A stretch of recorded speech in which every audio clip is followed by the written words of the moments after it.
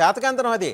ఆ డాక్యుమెంట్ పేరున జగన్మోహన్ రెడ్డి గారి పేరున ఆ డాక్యుమెంట్ ఉంటే ఆయన వెళ్ళి శుభ్రంగా ఆక్యుపై చేసుకుని గృహప్రవేశం చేసుకోవచ్చు. వాళ్ళ ఆయన సంప్రదాయం ప్రకారం, ఆయన ఏ సంప్రదాయం అయినా పర్లేదు, చేసుకోవచ్చు. ఎందుకు అడగట్లా మీరు బాగా మొహోటస్తులాగా ఉన్నారే. మీరు అన్నట్లు వాళ్ళు జగన్మోహన్ రెడ్డి గారు రిజిస్టర్ చేసుకున్నారని అనేది ఒక పక్కన పెడితే, ఇంకోటి అనే వాళ్ళు అనమాట, భారతమ్మ కోరిక మేరకు దాన్ని కట్టించినారంట. భారతమ్మ ఆ ఇంట్లో కూర్చొని ఆ ఇంట్లో నుండి సముద్ర అలలు చూసుకుంటూ ఆనందపడాలనే ఉద్దేశంలో ఆమె కోరింటే కట్టించినట్ట. బుద్ధి జ్ఞానం లేని మాటలు మాట్లాడుతున్నారండి. వాళ్ళు ఇష్టం వచ్చినట్టు వాళ్ళు తయారై జనాన్ని నమ్మించి వాళ్ళకి కావాల్సినటువంటి పార్టీలను, ఛానళ్లను అన్ని కలుపుకొని మళ్ళీ వస్తా ఒకసారి మీ దగ్గరికి కృష్ణాంజనేయులు గారి దగ్గరికి వెళ్దాం. భాగంగా అయినా కూడా వాళ్ళకు ఓటు కృష్ణాంజనేయులు గారు మీతో ఒక ఇంట్రెస్టింగ్ ఫ్యాక్ట్ గెలిచినారు తప్ప వాళ్ళని జనం ఆదరించలేదు కాబట్టి జగన్మోహన్ రెడ్డి గారు మీ ఇద్దరు నేను మాట్లాడుకోవాలి ఇక్కడ.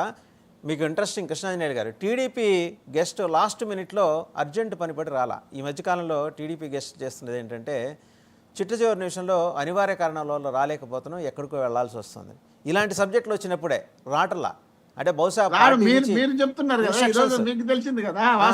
పార్టీ నుంచి ఇన్స్ట్రక్షన్స్ ఏమైనా ఉన్నాయేమో దీని మీద మాట్లాడద్దని. సహజంగా కదా పాపం, మనం కూడా సహృదయంతో అర్థం చేసుకోవాలి వారికి ఉన్న ఇబ్బందిని.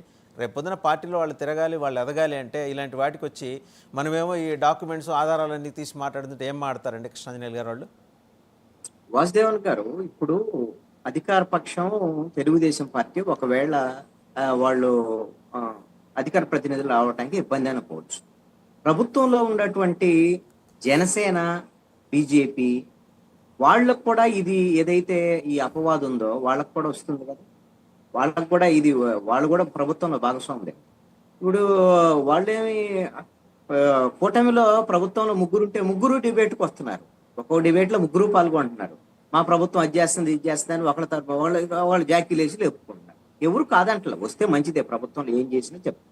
మరి ఇప్పుడు జనసేన వాళ్ళని నేను అడుగుతున్నాను, పవన్ కళ్యాణే రెస్పాండ్ అవ్వాలని కాదు, ఎవరైనా సరే వాళ్ళు నాగేంద్ర బాబు లేకపోతే ఇంకొకళ్ళు వాళ్ళైనా రెస్పాండ్ అయ్యి ప్రభుత్వం ఈ విధంగా 3,000 కోట్ల రూపాయల భూములు కేవలము 60 రోజుల వయసు ఉన్నటువంటి కంపెనీకి 60 ఎకరాలు భూములు దారాదత్తం చేశారు అని అంటే, దీని వెనక తెలుగుదేశం పార్టీ అధికారాన్ని ఉపయోగించుకొని ఇష్టారాజ్యంగా చేస్తే, రేపు పొద్దున ఈ ప్రభుత్వం ఇలా చేసింది అని అంటే దాంట్లో తలాపాపం తెలా పెడికడు అని అన్నట్టుగా ఇప్పుడు చంద్రబాబు నాయుడు, నారా లోకేష్ పాత్ర ఉందా, లేకపోతే వాళ్ళకి సంబంధించినటువంటి వాళ్ళ, ఇవన్నీ రేపు పొద్దున బయటకు వస్తాయి. ఏమి బయటికి రాకుండా ఉండవు. వాళ్ళిద్దరికి సంబంధం లేకుండా క్యాబినెట్లు ఎలా తీర్మానం చేస్తారు? క్యాబినెట్ అయితే పవన్ కళ్యాణ్ వాళ్ళకు కూడా, జనసేన బీజేపీ వాళ్ళకు కూడా ఏమన్నా మరి ఎవరికి కావాల్సినటువంటి వాటాలు వాళ్ళకు వచ్చాయా? మరి అవి వచ్చాయి కాబట్టే ఇప్పుడు వీళ్ళు వినకుండా ఉంటున్నారా అనేటువంటిది తెలియాలి.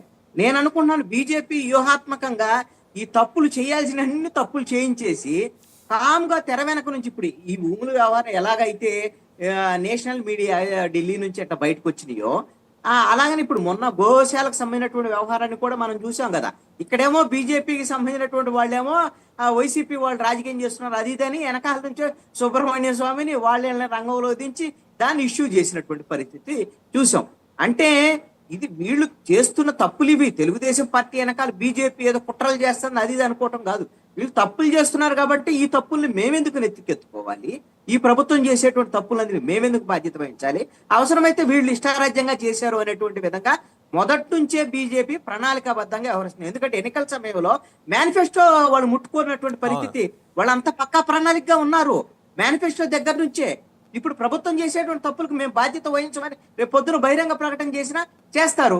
పవన్ కళ్యాణ్, నేను చెప్తున్నాను, పవన్ కళ్యాణ్ జనసేన పార్టీ ప్రశ్నించడానికి పుట్టినటువంటి పార్టీగా చెప్పుకున్నటువంటి పవన్ కళ్యాణ్ తప్పులు జరిగితే ఖచ్చితంగా ఇప్పుడు దీనికి వరుస ఏంటి, దీనికి కథా కమిషన్ ఏంటి, ఎలా ఇచ్చారు అనేటువంటి దాని మీద ఆయన కేబినెట్ సమావేశానికి బహుశా నేను అందుకని ఆయన వెళ్ళి ఉండలేదు అని నేను అనుకుంటున్నానండి. ఆయనకి వెళ్ళి ఎన్నునో కాదు, ఇలాంటి నిర్ణయాలు తీసుకుంటున్నారు కాబట్టి ఈ నిర్ణయాలప్పుడు పవన్ కళ్యాణ్ కూడా ఉన్నాడు అనేటువంటి విషయం రాకుండా, మాకు తెలియదు ఆ రోజు, మాకు తెలియకుండా వాళ్ళు ఇష్టారాజ్యంగా చేసుకున్నారని చెప్పడానికి సాకు ఎత్తుక్కున్నారని అనుకున్నా. ఇది సాకు మాత్రమే. ఉండకపోవచ్చండి, ఇన్ఫర్మేషన్ ఉండి ఉంటుంది ఆయనకి బీజేపీ నుంచి. సో జాగ్రత్త పడ్డారేమో అనుకుంటాను. ఇప్పుడు జాగ్రత్త పడ్డప్పుడు మీరు ఈ రోజున బయటకు వచ్చి ఇంత 1,000 కోట్ల రూపాయలకు సంబంధించినటువంటి వ్యవహారము రైట్ రాయల్ గా ఈ రోజున ఇలాంటి కుంభకోణాలు జరుగుతుంటే మాట్లాడకపోతే రేపొద్దున వచ్చి మాట్లాడితే ఎలా వీళ్ళని అంగీకరిస్తారండి? ఇది మీరు అప్పుడు ఆ రోజున అంగీకరిస్తారా? బీజేపీ, జనసేన, తెలుగుదేశం తప్పులు ఇవి అని చెప్తే మరి ప్రజలు అంగీకరించేదానికి అవకాశం ఉంటుందా?